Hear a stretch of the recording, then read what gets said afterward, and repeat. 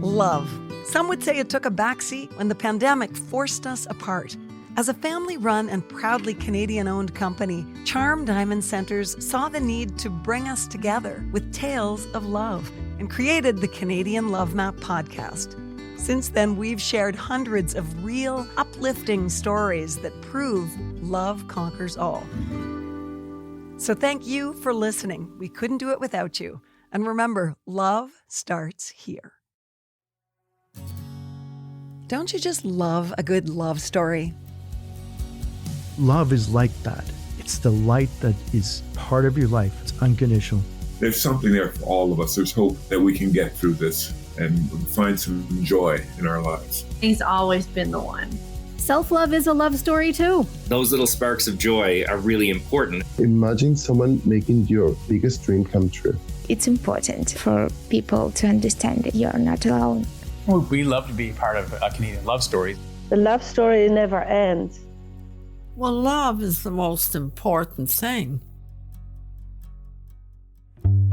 I think that people turn to music to really not feel alone and to feel kind of like they have a spot for their heart. Everybody has been in love at some point, even if it's for an afternoon, and it's the best feeling. And when somebody else can kind of remind you of that feeling, it's like a life's musical motivator for not committing to loneliness. Hi, I'm Nancy Regan. Today's love story belongs to Adyn Towns from Montreal.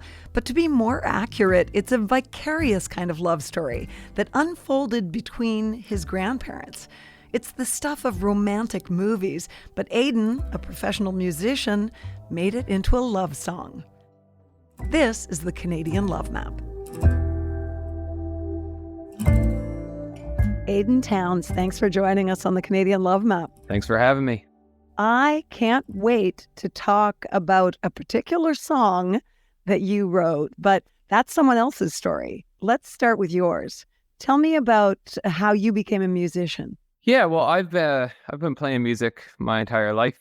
I started playing professionally in my early 20s, and basically I was inspired by this one moment where I was at a Dave Matthews concert when I was like 15 or 16 years old, and I had only gone because my brother really liked him. And then in that moment, I kind of realized all of these people from all around the world had come like just to see that one show. And, you know, there was this moment where he was on stage by himself and everyone was singing. And I just thought, like, how can I not want to do that? And never looked back since. And here I am. So it was sort of the magic in the interaction between the performer and the audience that appealed to you? Yeah, it was that, but also the fact that that one song meant so much to so many people and meant so many different things to each person. It was a song called Crash. And I actually just got back 2 nights ago from a show in Toronto where I went to see one of my favorite bands that I've wanted to see for like 15 years. Their name is Death Cab for Cutie. And same, moment really again when it was just Ben playing guitar. He sang a song called I'll Follow You Into the Dark, which is kind of my favorite song ever. And in that moment, I was like so lucky to do what I do, but just still in awe of people that can write songs like that. So how did your sound kind of develop and your relationship with music? When did it start and how did it shift through the years? Well, I always sang and played music. Like when I was younger, I listened to a lot of music. There would be songs sometimes I'd hear on the radio, like Runaway Train and songs like that I would record to tape and just listen to over and over and over and over again. And, I kind of always hummed and wrote my own little songs when I was like a young kid. And, over the years, like my brother, he had this Columbia House thing where he was like getting all this different type of music I'd never heard. And I think just kind of from listening to all that stuff, it just, kind of met somewhere in the middle. And once I, finally had a guitar and started playing when I was late into my teens, I kind of worked on developing like my own sound. And it kind of came a little bit fast. And then I had this long period of time where I kept trying to be someone else, and then eventually came back, and here I am. You have a unique sound. And is what you're saying that you sort of resisted that for a while? Yeah, so I put out like my first album, and it's this amazing thing about first albums where sometimes the less you know about stuff, the better that it can be, and you're not overthinking it, and you don't really know if these chords go together, and so it ends up being really like cool and true to who you are in that moment. And then you kind of start to learn a little bit too much, where it's like, well, maybe I shouldn't do that, or I shouldn't do this, and you overthink things. And I'm a tremendous overthinker, and I kind of found like I was still very true to myself lyric wise. That has never compromised, but I think I had a period of time where I was maybe trying to fit into what I felt I should. And the older that I get, the more that I kind of am able to forget what I've learned and just dig in. Yeah. So that's the sound, but am I right that storytelling has always really been woven into your music? I've always thought that when you go to a show, you can tell if the, artist or performers, if they mean it, and if it's true to them, or, true to an experience that has happened to someone that they know, and not just written, to be written. So every song that I write has really always helped me through whatever I was going through at the time, like dark kind of periods or a lot of relationship stuff. And it's always been that somehow the more open and truthful that I can be in those songs, the more that I can kind of get through what I'm going through. I need to sing it, then it's like, okay. But I love songwriting. It's my favorite thing in the world. It's like at some point it sort of gets revealed to you. You just are trusting until that point. It's fun. And sometimes my songs, even over years later, I realize like, oh, that line or that phrase that I wrote, I think I thought it meant this, but not really what must have been what was going on. When I was younger, I had this weird thing where I played at Mexi's for years and years and years. That's kind of how I like really got started playing in bars. And it was just every Monday night. And I had 3 hours of music to fill. And I didn't have 3 hours of music, but no one was really listening. So I would just make up songs as like truly start to finish, like lyrics, like chords, everything. Because it was like, everyone's pretty margarita induced. And sometimes those songs would actually predict what was going to happen to me. And then I kind of was like, am I a fortune teller? The muse working through you. That's really cool. I do believe in what you're saying, that when you create something from a heart and soul level, it has the ability to land in the heart and soul of others. But if you create it from the intellect, that's the only place it can be received. And if you don't dig deep and have it really be meaningful to you, then it's not going to resonate on an emotional level with other people. And the song Churchill that we're talking about today is definitely from a heart and soul level. And I was so taken with it the moment I heard it. And I'd love you to tell us how it came about. It's my favorite song to sing because it's about my nanny. So it's also about my grandfather. He died tragically young, but my nanny, I can't talk about her without smiling and seeing her. Like I see her in my head. She taught me so much about music. She was a music teacher. She was the smartest, wittiest person I've ever met. And she was also like my drinking buddy. I'd always bring her Pickeroon's beer. She loved it. It was so fun. And she told me this story one time. I was probably like going through something with some person I was with. And she kind of had told me the story before about like her and Joe. So her name is Maxine. His name was Joe.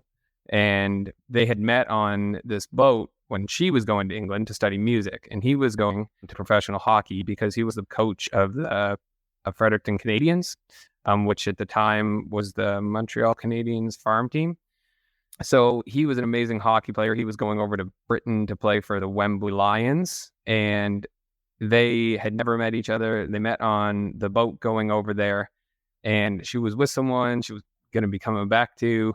her and someone she was with got up to go get a drink on the boat. And when she came back, he was sitting in her seat, and she probably wasn't super thrilled about it, knowing her. But he must have liked that interaction because they talked and hung for the long trip. And then when they got to England, to London, they made a decision to kind of think on it for a few days. And if they met at the St. James Clock Tower in Piccadilly Square in London, that they would, never look back. And they met and they never looked back. Am I right that they both had commitments in terms of relationships back in Canada? I actually talked to my uncle about this, and he had lost his wife a little bit before, a few years before.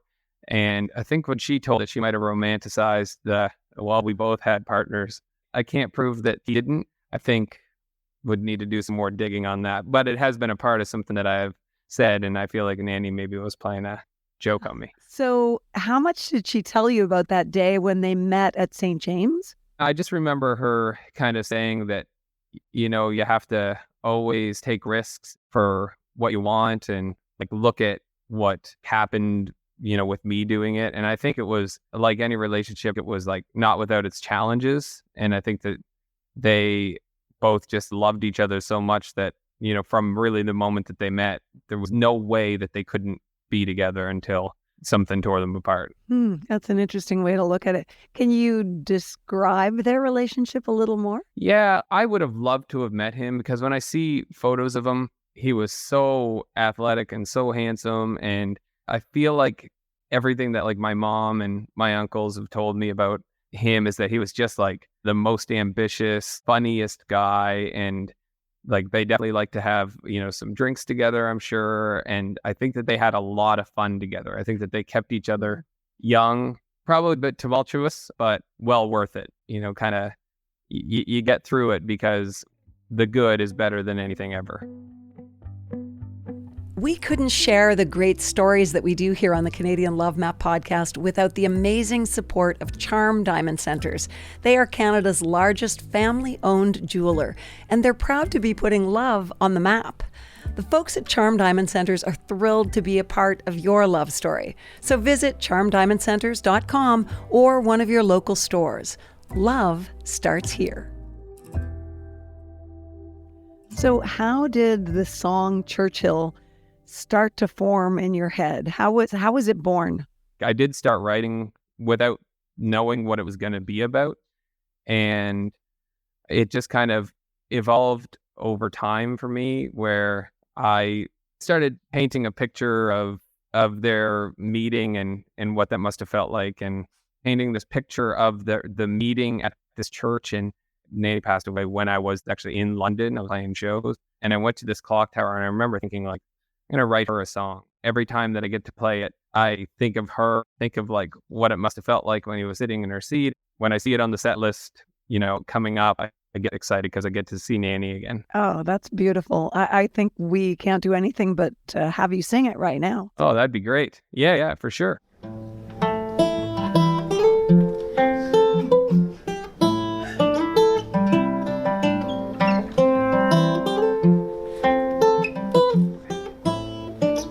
I don't mind where you've been, why you're here, or who you're with, 'cause I am yours through and through. From the moment I saw you, courage, why did you go? What did you leave me on my own? I guess I've been blind. Now I see, come on bright eyes, set me free. If you never wanna go back, if you never wanna leave, I will be right here waiting and stay until my heart beats still. I'll take a train to Piccadilly and I'll be there at 10:30. Meet me at the clock tower and I will be yours instead.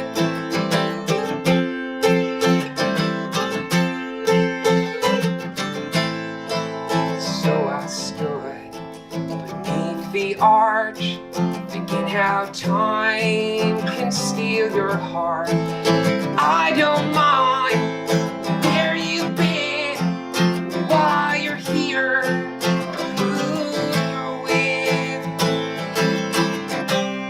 If you never want to go back, if you never want to leave, I will be right here waiting and stay until my heart beats still. I'll take a train to Piccadilly and I'll be there at 10:30. Meet me at the clock tower and I will be yours instead. Oh, I will be yours instead.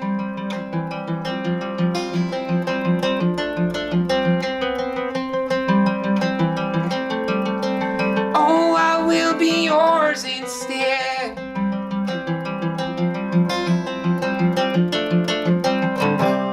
If you never want to go back, if you never want to leave, I will say goodbye in a postcard and stay until my heart beats still. I take a train to Piccadilly and I'll be there at 10:30. Meet me at the clock tower and I will be yours instead. Oh, and I will be yours instead. Oh, I will be yours instead. Oh, I will be yours instead. Oh, I will be yours instead.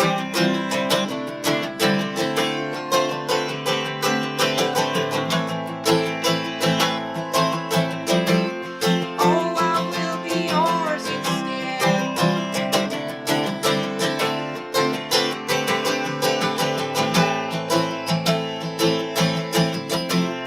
Oh, I will be yours instead.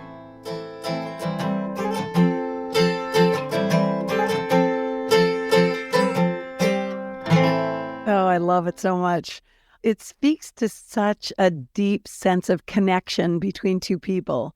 And I'm curious, as a grandson, did you find that kind of a love really inspiring? I did, yeah. And she told me when she would like sit down at the piano and play, she would think about Joe. And, because it wasn't a whole life. He passed away in his 30s.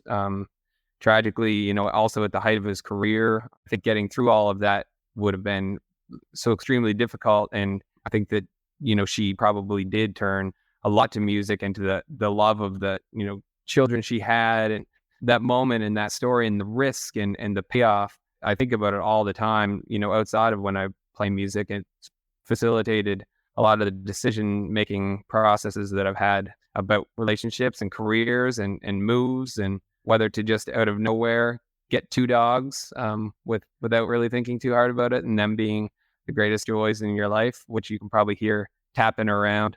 I think about that kind of love and what it must have meant. And I know that love. I have that sitting on the couch over there. Oh, that's awesome. I'm curious about, knowing her as well as you did, what do you think she would have to say about this song?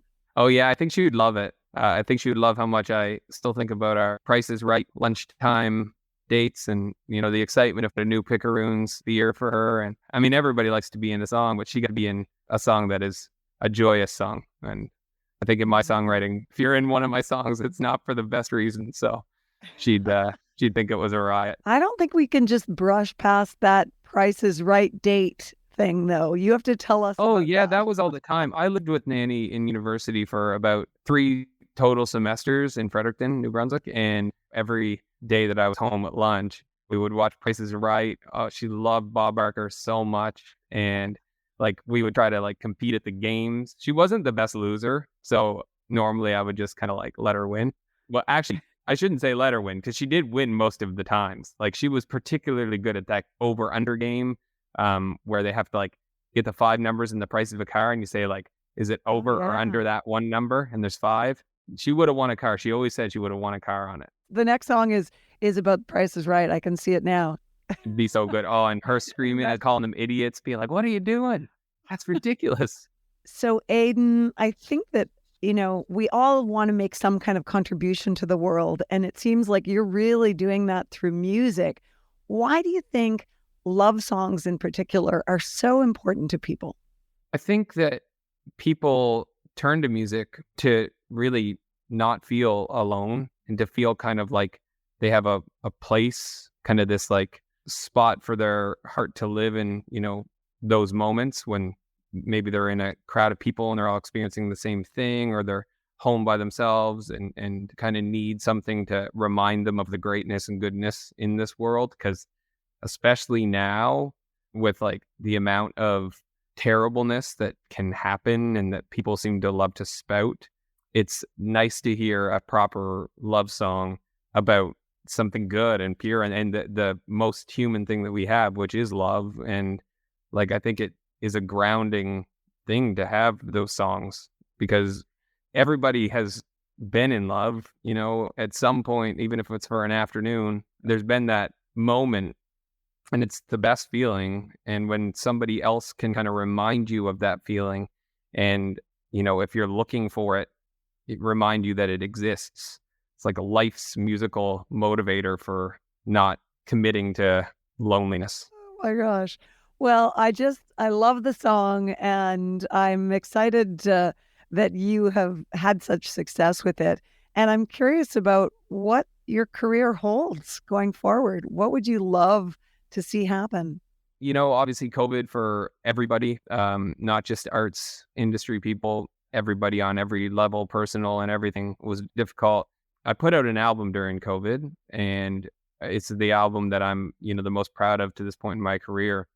But then I kind of went through this period of time where, like, shows being canceled and getting excited about things and having them be canceled was a lot to take. And it kind of had me shy away from music. And it being 2023 and everything feeling so vibrant and alive and exciting, and going to shows and all of that stuff, I, from the start of this year, have been writing a lot of music. I traveled to Iceland. I did a trio album with a gentleman named Svavar Knútur from Iceland and a songwriter from Derby, UK, named Lucy Ward. So we have a UK tour at the end of this year. It's 18 shows. I'm playing Tonder Festival myself in Denmark in August. Got some Germany shows. So I'm going to be putting out new music, and I am feeling like a kid again, loving the climb, and just can't wait to see how high it can get. Now, if you go back to that Dave Matthews concert where it just clicked that, oh yeah, I need to do this, does this all leave you with a great sense of gratitude that you are getting to make this a career? Yeah, it is the best decision ever. Yeah. I mean, I've been able to do it now professionally for about 15 years. And I think anytime you can live off of the songs that are in a guitar and in your heart, I don't know what else you could possibly ask for. Well, that sounds like one definition of love, but I am going to ask you to finish off. You talked about the fact that you are fortunate enough to know the kind of love that your grandmother had. So my question is, how do you define love? What does it mean to you? Oh, I get to talk about her. I do. I got married in September of last year, and we've been together for a decade plus now. And when I think about love, it's like we're both Scorpios, so it's the fiery, couldn't possibly imagine not having total occupation of your heart type of love, where I don't need to hang out with anybody else because she is my best friend, and I think she's so funny. She should be a comedian. And sometimes I'm sure, just like with me, we just want to scream at each other. But I think that it's the type of love that you can't possibly imagine having never found you. And I'm the luckiest person to have had that for a day, let alone this many years. Okay, there's a mic drop moment. That's one of the best descriptions I think we've ever gotten. And my producer is shaking her head. Yep. Oh, that's great. Thank you, Adyn, so much for talking with me today and also sharing your gift of music. Well, thanks so much for having me. And I appreciate it so much.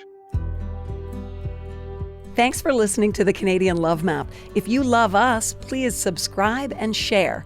And if you want to help us spread the love even more, rate and review our podcast. It makes such a difference. We'll be back next week with another love story to add to the map.